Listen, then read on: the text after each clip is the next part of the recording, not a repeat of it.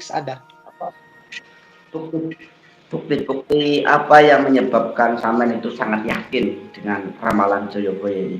Yang tadi saya bicara, yang sudah saya baca, saya lihat kan, karena saya nggak menghafal, saya bukan orang yang suka ngafal, saya suka paham. Paham itu penting. Beragama, kamu paham agama itu apa, kamu paham iman itu apa, kamu paham tauhid apa, kan gitu, harus paham. Baru menghayati lagi.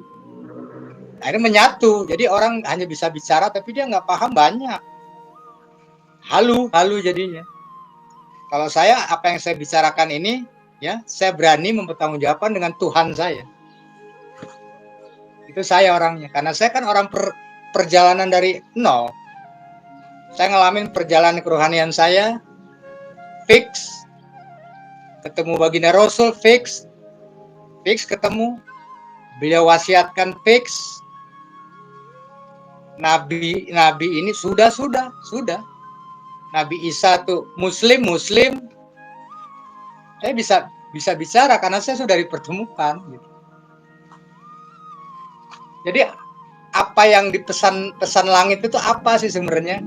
Pesan langit cuma satu, bagaimana engkau ciptakan sebagai hamba bertauhid kepada aku, kata Allah.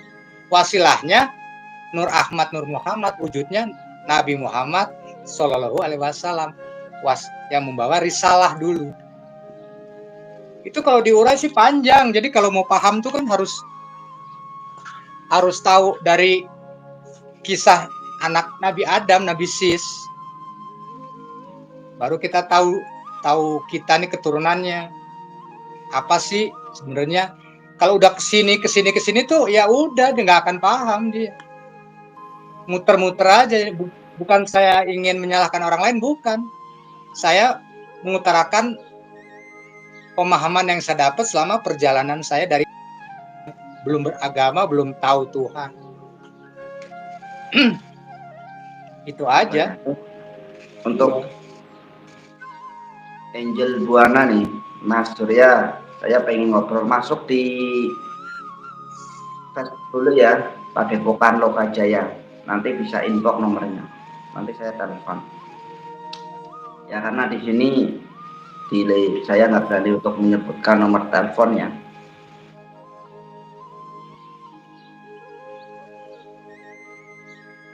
Oke, itu ya kan.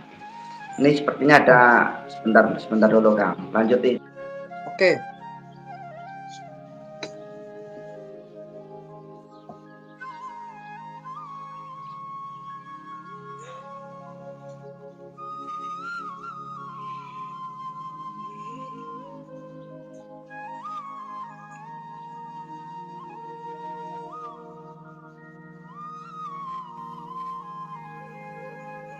Oke.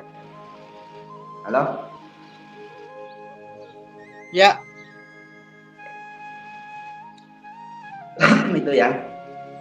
Jadi bahwasannya memang semua ini zaman penyaringan, zaman dimana untuk Nusantara ini menuju zaman keemasan. Apakah ini ada yang ini dari Rian, Mas tanyain Sabdo Palon Noyo Genggong menurut beliau bagaimana? Oke, silakan untuk dijawab nih. Sabdo Palon.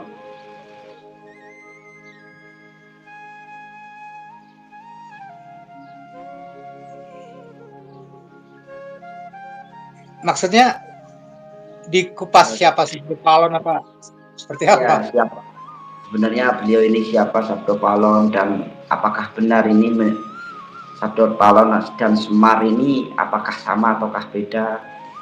Sabdo Palon nagih janji itu seperti apa? Sebenarnya itu yang membawa berita itu ada orangnya. Mungkin saya bukan pembawa beritanya. Artinya saya mengakui saya bukan untuk yang menjelaskan itulah. Pasti ada orangnya. Kan manusia tuh tugasnya masing-masing sebenarnya. Cuman kalau manusia yang sombong, setiap pertanyaan dia jawab semua gitu loh. Yang halu. Kan saya udah bilang, yang saya tahu, yang saya sampaikan dari Allah, ya saya jelaskan. Kalau yang saya nggak tahu, saya ngomong. Berarti bukan di bidangnya ini ya, bahasanya di situ lah ya.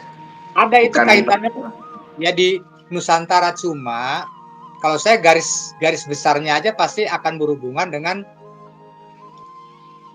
riwayat Nusantara ini kaitannya dengan agama Kapitayan namanya dulu. dari Solahuddin soal mancing ikan apa Gus, ya, itu bisa Bismillah bisa atau Inahu bisa. Untuk hal ini secara spiritual ini, secara kebatinan, apakah sampean ini sudah merasakan energi yang besar atas energi yang dipancarkan oleh Sang Kinasih Satrio Piningit atau belum ini Kang? Saya bilang nanti kalau sudah dimulai itu muncul sendiri lah. Kalau emang dia Satrio Piningit sejati sinisihan wahyu akan muncul. Kenapa saya bilang akan muncul pasti?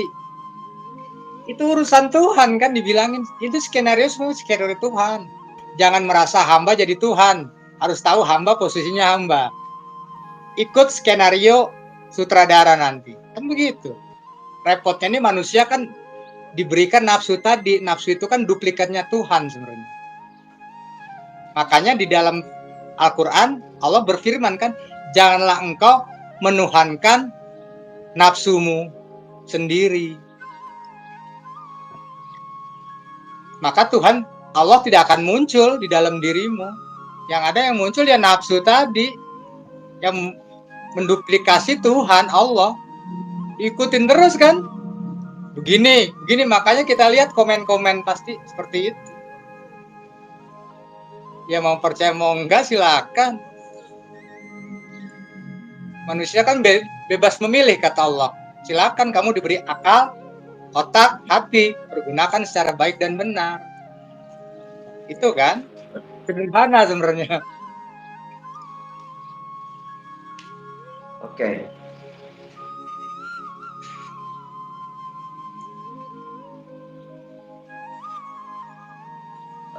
Kalau di dalam Prabu Joyoboyo itu kan Satrio Piningit ini bergelar sebagai raja tanpa mahkota, yang artinya itu apakah orang yang memiliki kedudukan tinggi tetapi tidak di dalam bidang kepemerintahan, itu seperti apa ini kok raja tanpa mahkota ini? Mahkota kan artinya suatu kedudukan ya, suatu jabatan.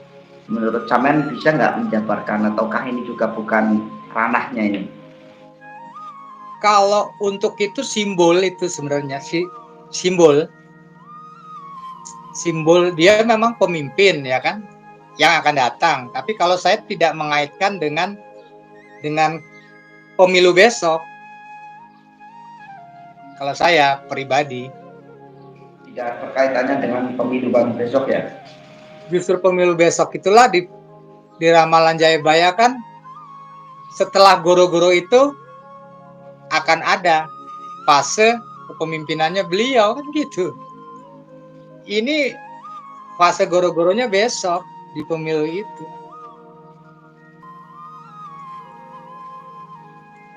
Nah setelah itu baru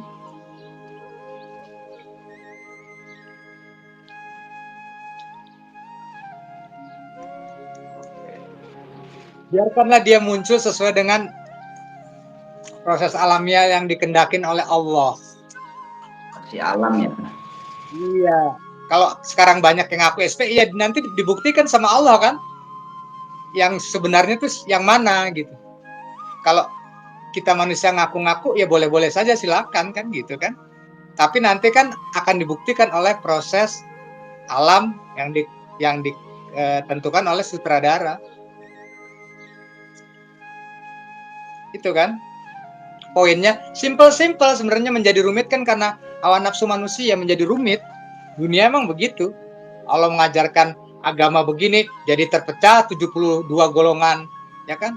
Yahudi 71, Nasrani 72, Islam 73 golongan ya karena ulah nafsu manusia.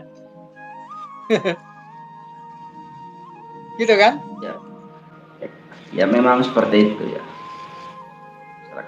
Kondisi alam. Oke, ya karena di zaman sekarang ya, dari zaman Nabi Adam sampai Nabi Muhammad, umatnya itu tumplak jadi satu ini sekarang.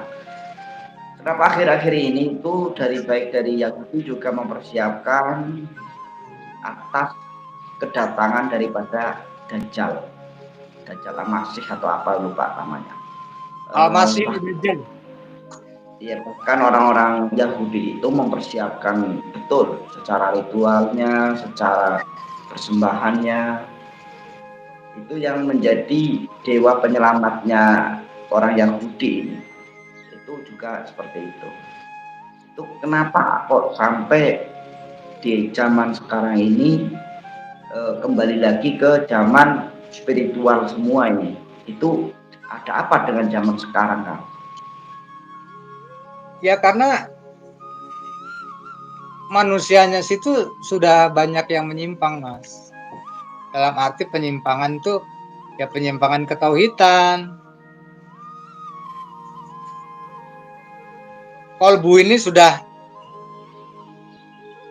kotor.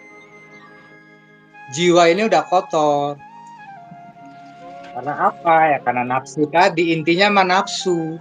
Jadi hawa nafsu, bentuknya ego. Kalau dijelaskan secara filsafat ya, filsafat ketuhanan. Atau orang ini orang tasawuf lah. Ya kan dari syariat, tarekat, hakikat, marifat. Ya semua itu kan ada tahapan-tahapannya. Yang jelas zaman sekarang itu benar-benar sudah zaman kacau gitu loh. Saya nggak mau ulas detail, nanti ada yang tersinggung kan seperti itu. Tapi intinya aja yang saya hikmahnya, intinya ambil hikmahnya. Simple kok semuanya sebenarnya. Kalau mau digambarin pakai ilustrasi itu nafsu, ya kan gitu. Ada dalam diri manusia. Timbulnya dari hawa nafsu. Nafsu ya diciptakan benar kalau dipergunakan pada porsinya, pada tempat yang sebenarnya dengan batasan-batasan, ya kan? Tapi kalau sudah melampaui, namanya overdosis, orang obat baik, overdosis mati, ya kan? Padahal obat, tapi kalau overdosis ya mati. Ya, manusia juga begitu, kalau over nafsunya jadi hawa timbul ego, itu jadi hijab yang menghalangi manusia, itu asap duhon lah. Kalau sudah terhijab kok seperti apa? Seperti baju, kalau udah kotor kan harus dicuci, iya kan? Iya, betul. Oke, saya juga mau, mungkin ini pertanyaan yang terakhir ya. Memang zaman sekarang ini banyak macam-macam juga. Salah satunya yang sangat membuat saya miris juga, bahwasannya banyak sekarang agama menjadi bahan olok-olokan, bahan untuk candaan, sehingga itu marwah agama, marwah kitab suci ini seakan-akan itu untuk generasi-generasi selanjutnya ini tidak dianggap suci lagi. Ini fenomena apa ini menurut sampean ini? Ya itu memang sudah siklus ya, siklus alam itu yang disebut dengan bagian sunatullah itu. Ada iblis, ya kan, sebagai penggoda karena sejarahnya adalah dia berseteru dengan Adam,